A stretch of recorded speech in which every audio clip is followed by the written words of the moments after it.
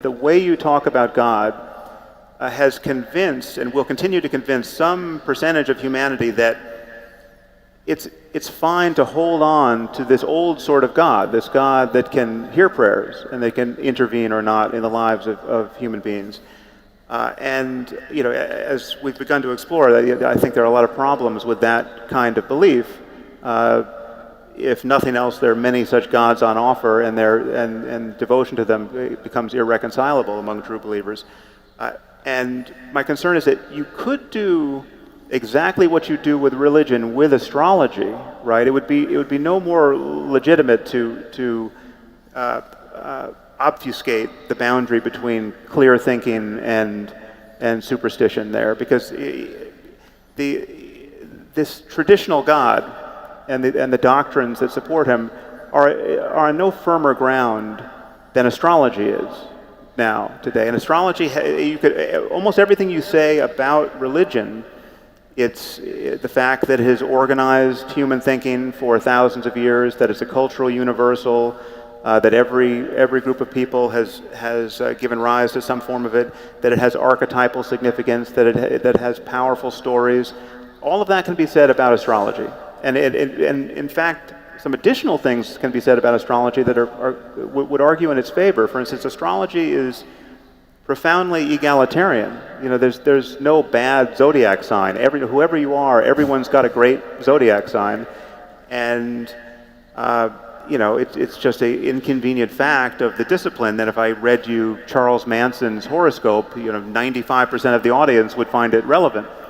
And that's how easily falsifiable astrology is. But my concern is that we could live in a world where societies are shattered over things like different zodiac interpretations, and we don't live in that world for good reason, because we have beaten astrology into submission. And I would say that religion, in terms of revealed religion and belief in a personal God, is over the centuries getting the same treatment by science and rationality, and should be, and it is a perverse circumstance that we live in a world that is shattered by religion. Yeah.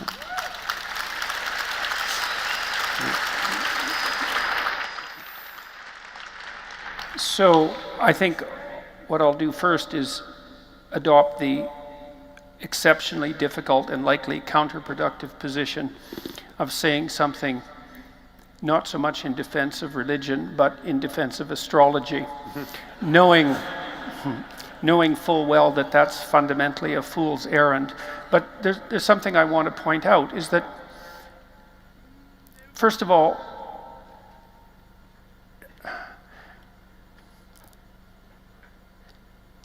astrology was astronomy in its nascent form.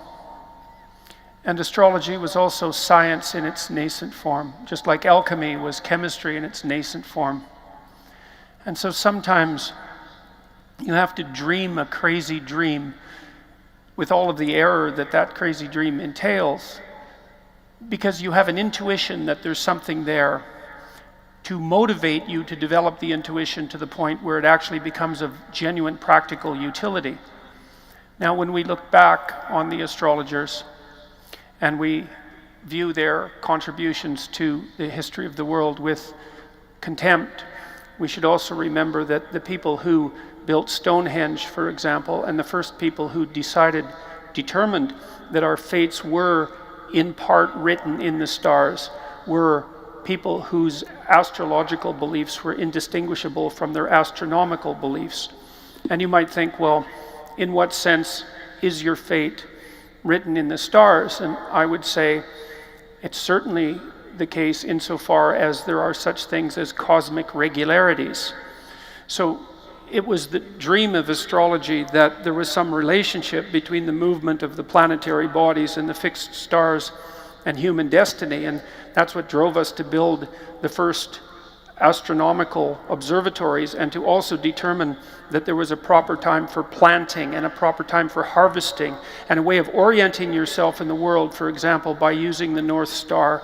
It's also the poetic ground that enabled us to identify the notion that you could look up and orient yourself towards the heavens, and that there was a metaphorical relationship between that and positioning yourself properly in life. And at a deeper level, the cosmos was the place that the human imaginative drama was externalized and draped itself out into the world as something that was essentially observable, so that we could derive great orienting fictions from the observation of our imagination.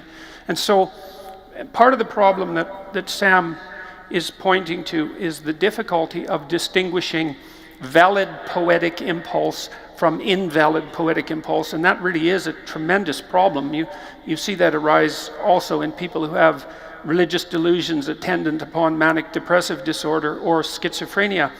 But so much of what eventually manifests itself as hardcore pragmatic scientific belief has its origin in wild flights of poetic fantasy. And it's also the case, by the way, that that's actually how your brain is organized, as far as I can tell, that when you, and it isn't just me, there's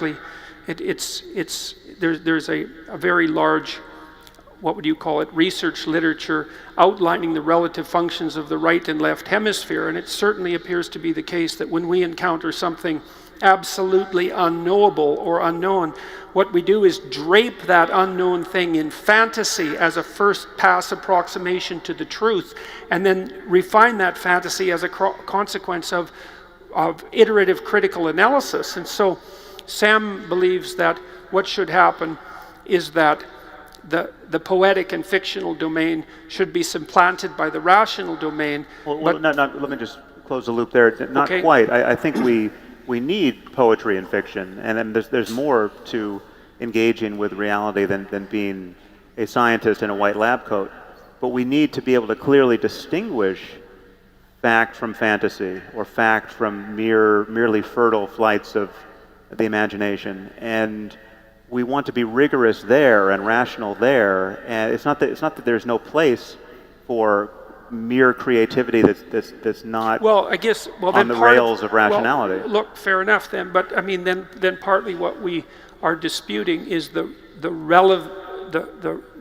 relative import and of those two domains. Let's say the poetic and the fictional, and the rational, and the status of religion now in that. Well, I have a hard time reconciling that to some degree with your more what would you say, formal statements about the problem, because your mechanism, the mechanism that you put forth above all, outside of truth, is rationality. And it isn't clear to me if you're willing to allow the utility of spiritual experience, which you do, and if you're willing to make, what would you say, allowances for the necessity of the poetic imagination, exactly how it is that is also encapsulated under the rubric of pure rationality. See, and here's something, you can tell me what you think about this, and I've been thinking a lot about what Sam and I have been talking about, by the way. So I'm making the case in my writing that democratic institutions not only grew out of the Judeo-Christian substrate, but that they're properly ensconced within that substrate. But I'm also perfectly aware that not every religious or poetic system gives rise to democratic institutions, first, and also that there are Christian substructures, maybe the most obviously in the case of the Russian Orthodox Church, right, where the same metaphysical principles apply, but out of which a democracy did not emerge. And so it does seem to me that what we have in the West is the consequence of the interplay between the fantasy-predicated, poetic Judeo-Christian tradition and the rational critique that was aimed at that by the Enlightenment figures. And that seems to me to mirror something like the proper balance between the right hemisphere and its poetic imagination and the left hemisphere and its critical capacity. And then I would say that part of the way, so one of the questions you brought up was, how do we decide which, let's say, religious intuitions are valid? And I think we do that in part through negotiated agreement, because people have, look, even among the Catholics, say in the medieval time, there was an absolute horror of heresy.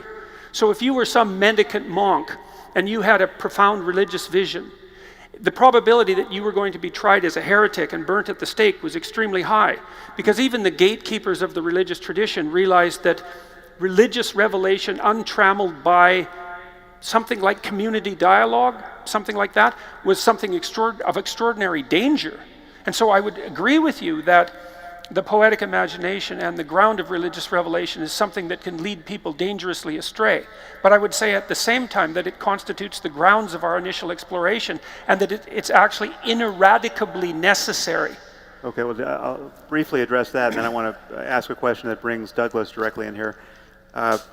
I think this is an instance of what's called the genetic fallacy, the idea that because something emerged the way it did historically, as a matter of historical contingency, it is good. The origin is in fact good and worth maintaining, or that it was in fact necessary, that we couldn't get these good things like democracy any other way, or were unlikely to. And I would say that there's no Abrahamic religion that is the best conceivable womb of democracy or anything else we like, science. That's a great place to get Douglas involved. Yeah. So, but I would just add one other category of thinking here. We have what we think is factual and methods by which we derive facts.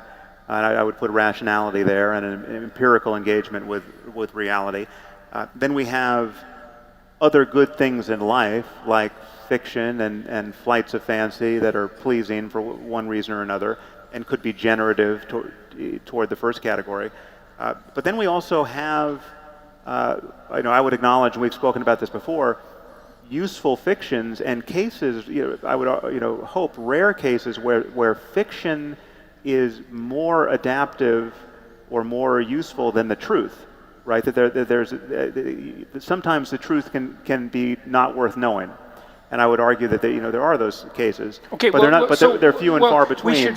We should focus on that to some degree. Yeah, so I want to just point to Douglas here and focus on that, because I think your fear, Douglas, is that my style, or Richard Dawkins' style, or Christopher Hitchens' style of anti-theism, just let's just throw the vicars from the rooftops now, because it is time to end this thing.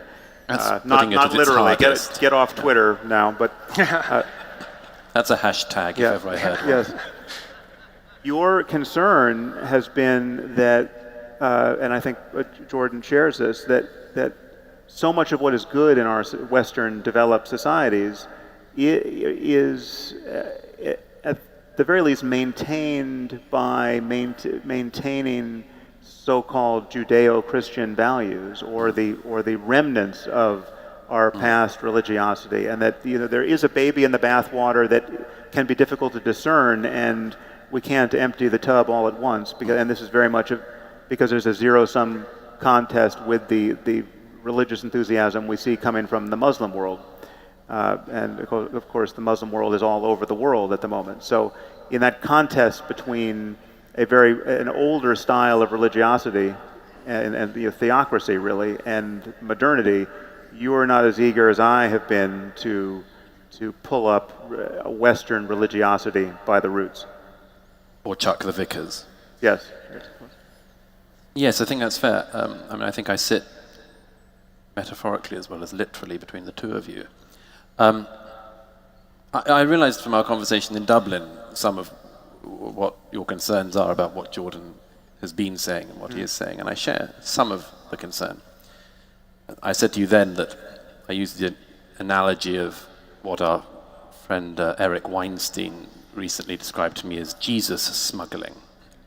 That it was a consequence of a discussion about biologists. What do you do if you're discussing design, intelligent design? You can be okay as long as your own bandwidth on the issue, as long as your own depth of knowledge on the issue is very considerable. You can be okay discussing that biology with somebody, even a fundamentalist Christian, so long as you can follow every step of the way. But the fear will always be that the moment you're not looking, they're going to smuggle Jesus in. Or they'll wait till the moment that you're not comfortable anymore with the argument, the bit when you're at the very end of your cognitive ability, and then they'll, trust me. There's Jesus. Yes. There's Jesus. Yeah. And one of the things I realized from Dublin was, although I think you may not think that Jordan himself is going to try Jesus smuggling on you, you fear that somewhere down the line from what he's saying, somebody else will do that trick. Yeah, it's worse than that. I actually know the people, the people who are clapping are doing that. I hear from those people on a daily basis, right? So that the segment of Jordan's audience that is very happy to be told they can stay on the riverbank of their traditional Christianity for the most part, and they don't have to get into the stream of totally modern, rigorous, rational thinking about everything from first principles, right? That there's something that the Iron Age scribes got right, and it's right for all time. Those are the applause I'm hearing. But However, consciously or not, Jordan is telling them it's okay to stick right there with a shard of the cross